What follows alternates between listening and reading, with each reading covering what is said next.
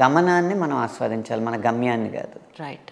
మన ప్రయత్నాన్ని మనం ఆస్వాదించాలి, మన లక్ష్యాన్ని కాదు. మీరు కూడా ఇక్కడ రాసుకున్నారుగా, trust the process. True true true. Trust the process, not the success. నిజానికి ఒక లిరిసిస్ట్ ఒక అద్భుతమైన పాట రాయాలి అంటే అసలు ఏమేమి ఉండాలి అతనిలో? ఆయనలో ఒక పాట ఎలా రాయగలుగుతాడు ఒక మనిషి? పాట రాయాలంటే ప్రేరణ ఉండాలి. సినిమా పాట రాయాలంటే దర్శకుడి నుంచి అద్భుతమైన విషయం అందాలి. లేదా ఆ దర్శకుడు లిరిక్ రైటర్ని, అంటే పాటని ప్యాషనేట్గా తీసుకున్న లిరిక్ రైటర్ని పూర్తిగా విశ్వసించాలి. ఈ పరిస్థితులు ఉన్నప్పుడు ఖచ్చితంగా మంచి పాట వస్తుంది. ఇప్పటి వరకు మీరు చెప్పినట్టు ఏ పాట రాసినా మీరు ఆ జర్నీని అంతా ఎంజాయ్ చేస్తుంటారని, కానీ ఇప్పటి వరకు రాసిన పాటల్లో ఇలాంటి పాటలు అయితే నేను రాయను అని అనుకున్నది ఏమైనా ఉందా సార్? ఎప్పుడు? అస్సలు లేదండి. నాకు ఏ కండిషను లేదు. చెత్తగా రాయమన్నా రాస్తాను. అది వాళ్ళ ఇది అవసరాన్ని బట్టి. కాకపోతే నేను రాసే దాంట్లో కొన్ని ప్రమాణాలు పాటిస్తానన్నమాట.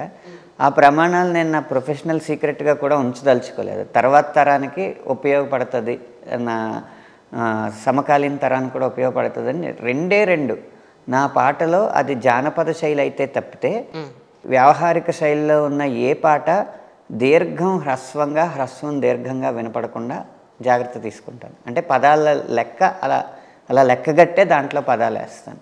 రెండవది వైరి సమాసాలు. ఏదో చిలిప్పాటలు రాసినప్పుడు ఓకే, ఇంగ్లీషు తెలుగు పదాలు కలిపినప్పుడు ఓకే, కానీ ఒక స్వచ్ఛమైన సాహిత్యం రాస్తున్నప్పుడు వైరి సమాసాలు లేకుండా చూసుకుంటాను. అంటే ముందు సంస్కృత పదం వచ్చి దానికి తెలుగు పదంతో సమాసం కలపడం, అచ్చ తెలుగు పదంతో సమాసం కలపడం అనేది చేయను అనమాట. దాన్ని వైరి సమాసం అంటారు, లేకపోతే దుష్ట సమాసం అంటారు, రాక్షస సమాసం అంటారు.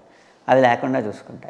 ఈ రెండు లేకుండా ఉంటే పాట కర్ణపేయంగా ఉంటుంది. ఈ రూల్ మీరు స్టార్టింగ్ నుంచి పెట్టుకున్నారా లేకపోతే ఓవర్ ద జర్నీ? మొదటి నుంచి పెట్టుకున్నాను. కానీ మొదట్లో దర్శకులు ఒత్తిడి వల్ల వాళ్ళు చెప్పిన పదాలు పెట్టేయాల్సి వచ్చేది. ఆ తర్వాత నెమ్మదిగా ఒత్తిడిని జయించిన తర్వాత నేను ఇలాగే రాస్తా అని చెప్పడం మొదలుపెట్టాను. అలా ఇప్పటికైతే ప్రతి పాటలోనూ ఈ రెండు అంశాలు ఉండేలాగా 100% జరుగుతుంది. కానీ ఇప్పుడు వచ్చే ఎస్పెషల్లీ పాటల్లో ఇతర భాషల్లో ఉన్న కొన్ని పదాలని కూడా, అది ఇంగ్లీష్ అవ్వచ్చు, తమిళ్ అవ్వచ్చు, కన్నడ అవ్వచ్చు, ఇందులో ఇన్కల్కేట్ చేసి రాసే పాటలు కూడా కొన్ని కొత్తగా వస్తూ ఉన్నాయి.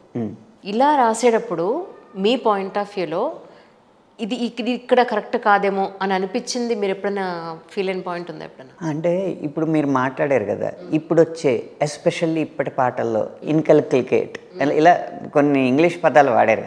సమాజంలోనే మన తెలుగు వాక్యాలతో పాటు ఇంగ్లీష్ పదాలని మిళితం చేయడం అనేది వచ్చింది. అవును. కాబట్టి సాహిత్యం ఏదైనా సమాజానికి ప్రతిబింబంగానే ఉంటుంది కదా, కరెక్ట్, తప్పులేదు.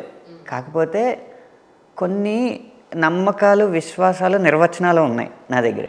ఇప్పుడు మాతృభాష అంటే ఏంటి? మనం కళ్ళలో మాట్లాడుతున్నప్పుడు సాధారణంగా, అంటే మనకు కొన్ని కళ్ళు గుర్తుంటాయి చూడండి. కరెక్ట్. పొద్దున్న లేచినప్పుడు వెంటనే గుర్తొస్తాయి. సాధారణంగా కళలో మనం మాట్లాడే భాష మాతృభాష. అలాగే మనం బయటికి ఏం మాట మాట్లాడినా ఆ మాట తాలూకు ఆలోచన ప్రక్రియ జరుగుతూ ఉంటుంది కదా మెదడులో. ఆ ఆలోచన ఏ భాషలో ఆలోచిస్తామో అది మన మాతృభాష. కాబట్టి మనం సన్నివేశంలో కళలోకి వెళ్తున్నాం అనుకోండి, ఆ సన్నివేశం కళలో వచ్చే పాట అనుకోండి, అది తెలుగులో ఉంటేనే ఎక్కువ బాగుంటుందని నా ఉద్దేశం. పదాలన్నీ తెలుగులో ఉంటేనే బాగుంటాయి. ఉదాహరణకి సీతమ్మ వాకిట్లో సిరిమల్లె చెట్టు సినిమా ఉంది. అందులో ఒక వానపాట ఉంటుంది వెంకటేష్ గారికి అంజలి గారికి మధ్య. మీరు కాదు, సరే మీ నోటి వాక్యాన వెంకటేష్ గారితో యాక్ట్ చేసే అవకాశం వస్తే అదే మహద్భాగ్యం. జరుగుతుంది వానపాట. అప్పుడు మరి చూసుకోండి, జలుబు చేస్తుంది పాట అయిన వెంటనే. వెంకటేష్ గారికి అంజలి గారికి వచ్చే పాట. ఒక డాబా మీద ఆరేసిన బట్టలను తీస్తూ ఉంటే డాబా మీద ఉన్న వెంకటేష్ని అంజలి గారు చూస్తారు. ఒక పిడుగు వస్తుంది, మబ్బు పడుతుంది, వాన వస్తుంది, కల్లో వానపాట వేసుకుంది. అలాంటిటప్పుడు అన్ని తెలుగు పదాలతో వస్తేనే బాగుంటుందని అనిపించి రాశాను అనమాట ఆ పాట. వాన చినుకులు ఇట్టా తడిపితే ఎట్టాగా ఆగుతుంది వయస్సే, ఆ పాట.